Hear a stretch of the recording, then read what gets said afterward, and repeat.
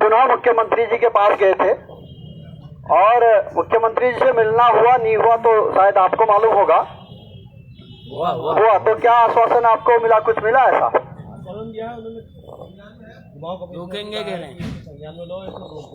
Kumaon commissioner से कहा।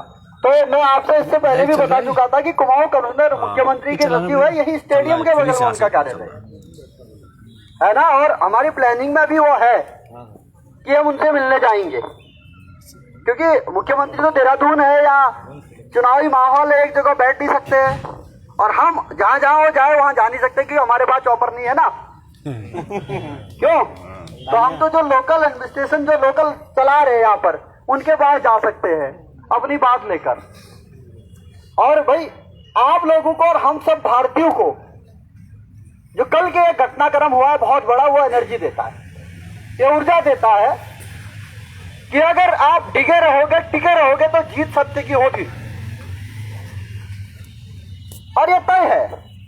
जिस तरीके से 2020 में इस देश के श्रमिकों के अधिकारों का हनन करने के लिए इस देश के प्रधानमंत्री कानून लेके आए, और उस कानूनों की परिणति यह है जो आज उसका दक्ष आप झेल रहे हैं, उसी कानूनों की परिणति है। उस कानून में यह दिखाया गया, बताया गया और कानून लागू किया गया, अगर कोई भी प्राइवेट सेक्टर की कंपनी है और उस कंपनी में 300 से कम एम्प्लॉय अगर होंगे तो वो कंपनी किसी को बताए बगैर, लोकल एडमिनिस्ट्रेशन को, वहां की सत्ता सरकार को या डीएलसी को बताए बगैर या कर्मचारी यूनियनों को बताए बगैर वो जा सकती है। जबकि पहले क्या नियम था? पहले नियम था अगर आपकी फैक्ट्री में 100 से कम एम्प्लॉय भी अगर होते हैं तो आपको लोकल प्रशासन से, वहां के उस प्रदेश की सरकार से पूछना पड़ेगा कि आपके लोग हमारी फैक्ट्री में काम करते हैं, हम यहां से जा रहे हैं, क्या करना है इनका। आपके यूनियन से पूछा जाना तय था।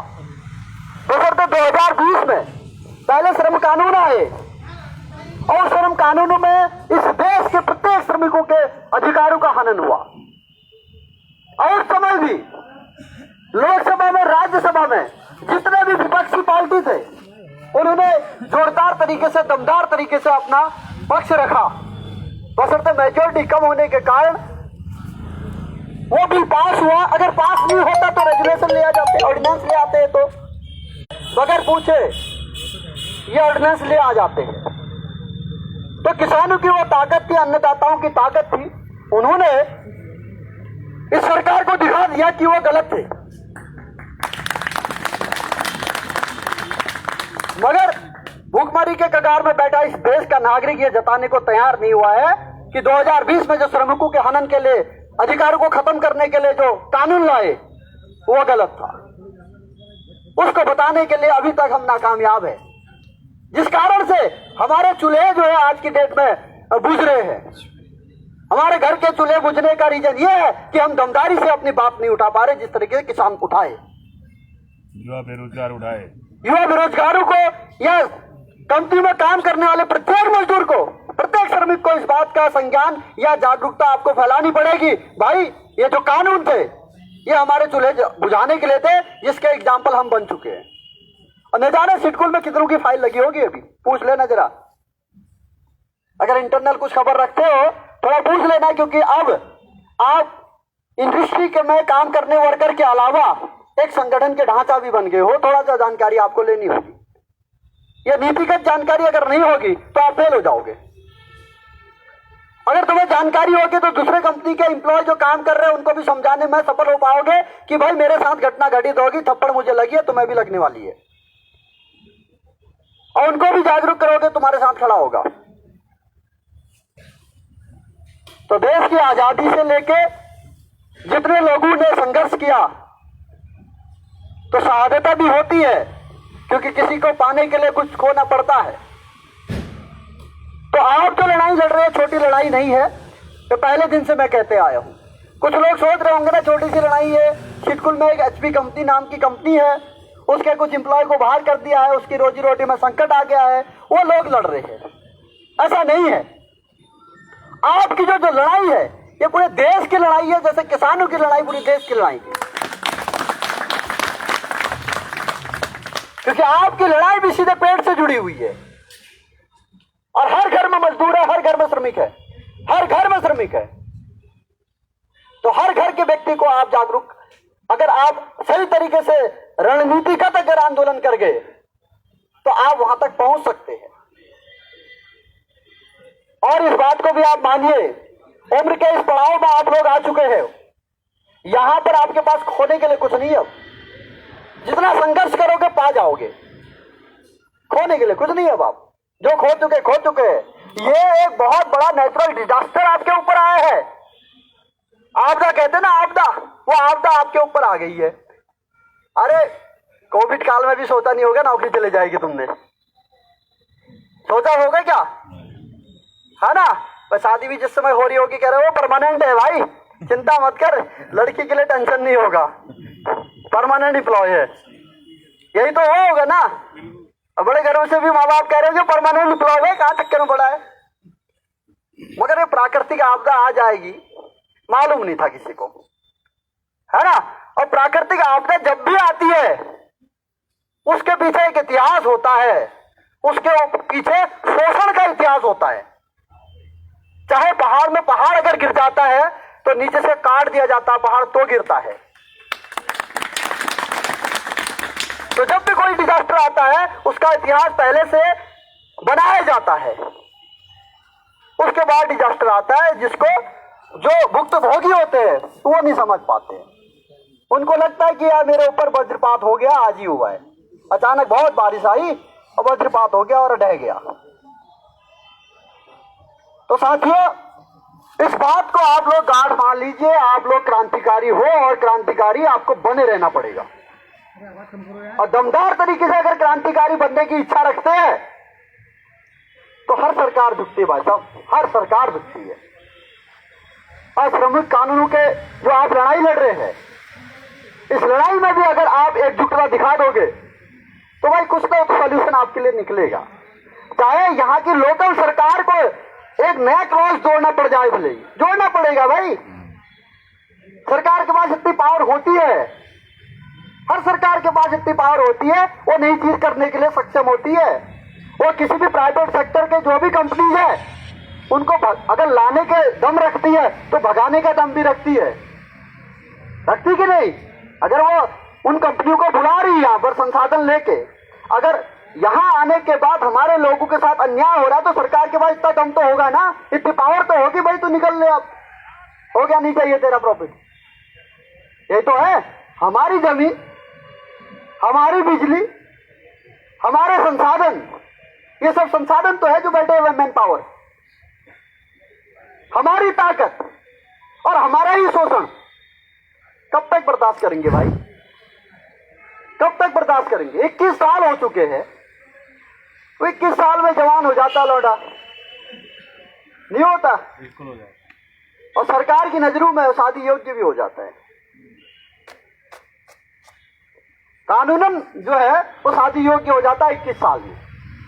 तो हमारा उत्तराखंड जो है वो मैच्योर हो चुका है, 21 ईयर का हो चुका है। मगर युवाओं के साथ इतनी नादानियां हो रही है, किसानों के साथ इतनी नादानियां हो रही है, बच्चों के साथ इतनी नादानियां हो रही है, एजुकेशन सिस्टम में इतनी नादानियां हो रही है, तो आज त्रस्त है उत्तराखंड। और इस उत्तराखंड को संभालने के लिए आप जैसे युवा आगे आओगे, ये तय मानिए, जो इतने भ्रष्टाचारी नेता बैठे हैं, जिनको पोषित कर रखा भ्रष्टाचारी कर्मचारियों ने, ये नहीं चलेंगे। इसके लिए आग आपको उगलना पड़ेगा, आग आपको बनना पड़ेगा। इतिहास बनाना पड़ता है, तब भविष्य में इतिहास जानने की लोग कोशिश करते हैं। अगर आपका इतिहास नहीं बनेगा तो इंडस्ट्रियल एरिया में कौन जानेगा कि इंडस्ट्री की भी लड़ाई किसने लड़ी? जब आप में लड़ोगे, जीतोगे, इतिहास बनेगा, तो लोगों को एनर्जी बनेगी, मिलेगी, और लोग आपका शोषण करने में डरेंगे। क्योंकि अभी अगर इसी क्षेत्र में हल्द्वानी की अगर बात करता हूं, अगर हल्द्वानी क्षेत्र में कोई बंदा निस्वार्थ रूप से काम करता है, क्रांतिकारी तरीके से काम करता है, तो पुलिस वाले भी कहते भैया इसका काम कर दो, ये यही बैठ जाएगा, नहीं तो है ना। इसका काम, इसको चुपचाप निपटा दो यार, ये हमारे लॉ एंड ऑर्डर को तोड़ देगा, हमें अफरा तफरी में फैला देगा। तो अगर आप दमदारी से बात रखते तो आपकी सुनी जाती है भाई, सुनी जाएगी। मगर आपको महात्मा गांधी भी बनना है, कुछ लोगों को भगत सिंह के लिए भी तैयार रहना है, कुछ लोगों को संगठन भी बनाना है सुभाष चंद्र बोस की तरह, है ना। और कुछ लोगों को सबको जोड़ने की कला भी आनी चाहिए सरदार पटेल की तरह। सारे जितने जितने जहां जहां मजदूर संघ के लोग हैं, अगर ऐसे करने में कामयाब हो जाए तो वो दिन नहीं जिस दिन हम जीत जाएंगे, कानून को पलट देंगे।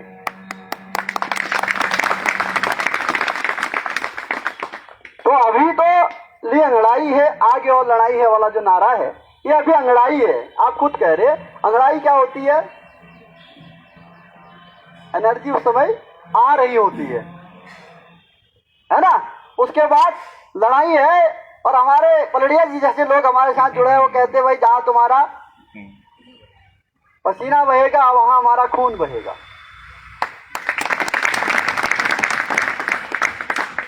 और बहुत सारे सिरफिरे लोग हैं यहाँ, बहुत सारे सिरफिरे लोग हैं जो कहते हैं समाज के हित के लिए हम कुर्बान कर देंगे अपने आप को। ऐसे लोग अपने आप आपको आ जाएंगे आपके साथ, यदि आपका संघर्ष मजबूत होगा तो, अगर आपका संघर्ष में दम होगा तो, यदि आप जिद्दी होंगे तो। और जिद्दी अगर जो हो जाता है ना, छोटे बच्चे का एग्जाम्पल है, छोटा बच्चा बालहट में होता है, देनी पड़ती चीज उसको, नहीं तो सर पटक देता है। वो एग्जाम्पल है जो हर धर्मिता है ना किसी चीज को पाने की, अगर वो किसी के अंदर घर कर गई तो किसी की मजाल नहीं कि पीछे हट जाए, फिर कोई किसी की मजाल नहीं कि उसको ना दे पाए। वो हर धर्मिता प्रत्येक कामगार के अंदर लानी होगी, प्रत्येक बंदे को लानी होगी अंदर से। बहुत लोग हैं भाई इतने यार क्रांति करने के लिए, बहुत लोग हैं इतने, बहुत ज्यादा लोग हो आप लोग क्रांति करने के लिए। जब आप निकल पड़े होंगे बड़ी क्रांति के लिए, लोग आने लग जाएंगे पीछे से, बहुत लोग आ जाएंगे। मगर फिर मैं वही बात कहूंगा, स्ट्रेटेजी क्या होगी? क्योंकि आंदोलन बहुत जल्दी कुछ नहीं मिलने वाला है ना, इतना आसान भी नहीं ना जैसा हम दिख रहा है, दिखाया जाता है। रणनीति के तहत इस आंदोलन को करो, हम आपके साथ हैं, आपकी कमेटी के साथ में फिर से आज भी बैठूंगा, क्योंकि परसों जो हमने कार्यक्रम किया उसका अगर विश्लेषण करें तो मुझे कुछ कमियां नजर आई जो मैं भी इस पे नहीं कहूंगा, है ना। और हमें भव्य और करना है, क्योंकि हमें जीतने के लिए लड़ना है ना, हमें दिखाने के लिए लड़ना नहीं है, हमें जीतने के लिए लड़ना है। और आप जैसे लोग अगर बैठे हो, पिछले 80 दिनों से यहाँ पर बैठे हो, और अब कितना टाइम बचा हुआ, आज क्या डेट हो गई भाई साहब? 20 तारीख हो गई, नहीं 8 या 9 को लास्ट कैबिनेट है दिसंबर, और 12-13 से आचार संहिता लग जाने की संभावना है, क्योंकि इन्होंने कैबिनेट अभी 29-30 से 8-9 कर दी। उसके बाद ये तुरंत जो है आचार संहिता लगा सकते हैं, क्योंकि उसके बाद समय ही कहां बचा है। तो इस बीच में हमारी प्लानिंग होनी चाहिए, ऐसा क्या काम करें जो वो आवाज जो है मुख्यमंत्री के कानों तक गूंजे और उसको रात को सोने ना दे, रात की नींद उसकी जो है खत्म कर दे, उसको परेशान कर दे। यार भाई इनके अगर काम नहीं कर गए, सारे जो उत्तराखंड का यूथ है मेरे पीछे पड़ जाएगा, क्योंकि ऑर्गेनाइज सेक्टर में कितना यूथ है। मुख्यमंत्री जी कह रहे हैं पूरे कार्यकाल में 11,000 लोगों को हम जॉब दे पाए ऑर्गेनाइज सेक्टर में, नहीं सरकारी सेक्टर में।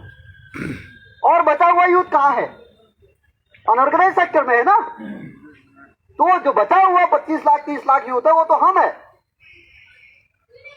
और वो यूथ के बाद अगर मुख्यमंत्री के दिमाग में रात के सपने में भी आ रही है तो ऐसा कुछ करना है, पागल हो जाए वो। तो रोना हो गया यार, उत्तराखंड सबसे छोटा राज्य और इंडिया में सबसे फर्स्ट, बताइए कितनी शर्म की बात है। सारे संसाधन हमारे पास, पानी हमारे पास जिससे बिजली बनाई जाती है, दुनिया को बिजली भेज सकते, सिर्फ इंडिया को नहीं, इतना पानी हमारे पास है, इतने लाजवाब जंगल हमारे पास है, 70% फॉरेस्ट हमारे यहाँ। और इंडिया की इकोनॉमी कहती है कि 33% आपके पास फॉरेस्ट होना चाहिए। हमारे पास 70+ फॉरेस्ट है, हमारे पास एग्रीकल्चर लैंड है, हमारे पास इतना सौंदर्यपूर्ण जो है पहाड़ है जहां पर लाजवाब तरीके से तरक्की की जा सकती है टूरिज्म से। सब कुछ तो हमारे पास है और करने वाला बंदे के हाथ काट रहे। जो कुछ करना चाहते हैं तो बताना पड़ेगा भाइयों, ये इंस्पायर करने वाला कल का जो कांड हुआ है, हर युवा परेशान शोषित व्यक्ति को इंस्पायर करता है कि यदि हम बैठ गए, लड़ गए और जीतेंगे। कि नतमस्तक होके ये कहना पड़ा कि जितने भी आंदोलनरत किसान है उनसे माफी मांगता हूं और मैं किसान बिल वापस लेता हूं। और कौन व्यक्ति कह रहा है? जो व्यक्ति संसद में ये कहता है कि कुछ लोग इस देश के ऐसे हैं जिनको आंदोलन करने की बीमारी है और वो आंदोलन जीवी है, और वही व्यक्ति को कहना पड़ा ये आंदोलन जीवी नहीं, ये आंदोलनरत किसान है, वही व्यक्ति को। अब बताइए कितनी परेशानी हो गई भारतीय जनता पार्टी के फॉलोअरों को और कितनी परेशानी होगी गोदी मीडिया को। अब पहले पूरे 1 साल से ये समझा रहे थे कि किसान बिलों से भला होगा इस देश का, और बहुत लाजवाब वो बिल है। देखो हर किसी हर चौराहे पे लड़ जा रहे थे हमसे। अब बेचारे कल से क्या करेंगे? अब जब मोदी जी ने वापस ले लिया, मीडिया वालों को भी परेशानी हो गई उसमें। जो उनके गोदी मीडिया वो क्या कहते होंगे, किस तरीके से बताएंगे भाई। और जो लोग ये नहीं थकते रहे, हमारे बीच में भाई लोग बैठे हुए हैं, क्योंकि हर कोई फॉलोअर में पहले दिन से कहते आ रहा हूँ। अब भाई लोग, हमारा भाई हमसे लड़ रहा था, अरे यार तू तो विरोधी है देश का, पर आज क्या समझाएगा हमारा भाई? आज क्या समझाएगा हमारा भाई? दुविधा में फंस गया ना, दुविधा में फंस गया। तो इस बात को समझिए, ये टेक्नोलॉजी है। इस देश को गुमराह कैसे किया जाता है? पूरा 1 साल तक गुमराह किया रखा, पूरा 1 साल तक 700 ऑथराइज डाटा है जो डेथ हुए किसानों के, और अनऑथराइज पता नहीं कितना होगा, 2000 से ज्यादा लोग मरे होंगे। ये ऑथराइज डेटा है कि 700 लोग मरे, और न जाने किसानों का कितना पैसा बर्बाद हुआ होगा वहां। 1 साल से बैठना मुश्किल है। आप कितने लोग 60-70 दिन से बैठे हो ना, कितनी मुश्किल हालात हो गई है कि नहीं? अब बताओ 1 साल से बैठे भाई साहब, कैसे घर चल रहे होंगे? तो मेरा भाई और वैसे भी पागल हो गया, कोई खालिस्तानी कह रहा था, कोई आतंकवादी कह रहा था। तो भाइयों मैं फिर से कह रहा हूं, लड़ो मत। अपने अधिकार को छीनने के लिए चाहे कोई भी सरकार हो, हम किसी के भी फॉलोअर हो, अगर हमारे अधिकारों का हनन हो रहा तो उठ खड़े हो जाओ, इनकलाब लो, सब लोग इकट्ठे होकर लड़ो। उसमें भारतीय जनता पार्टी, कांग्रेस, बसपा, सपा, सब चीज को भूल जाओ। एक ही चीज रखो कि हमारे अधिकारों का हनन हो रहा है, हम मारे जा रहे हैं। अगर हम मारे जाएंगे, हमारे पेड़ मारा जाएगा, हम किसकी जिंदाबाद कह लेंगे भाई? किसकी मुर्दाबाद कह लेंगे? अगर जिंदा ही नहीं रहेंगे तो किसकी जिंदाबाद, किसकी मुर्दाबाद? सही बात। सबसे पहले तो अपने आप को जिंदाबाद करने के लिए जिंदा रखो। तो अपने अधिकारों के लिए सब लोग एकजुट हो जाओ, एकजुट हो जाओ, और एक शक्ति के साथ कहो कि जिंदाबाद, इनकलाब आएगा। इनकलाब जिंदाबाद, इनकलाब जिंदाबाद, इनकलाब जिंदाबाद, मजदूर एकता जिंदाबाद, मजदूर एकता जिंदाबाद, मजदूर एकता जिंदाबाद। धन्यवाद आपका।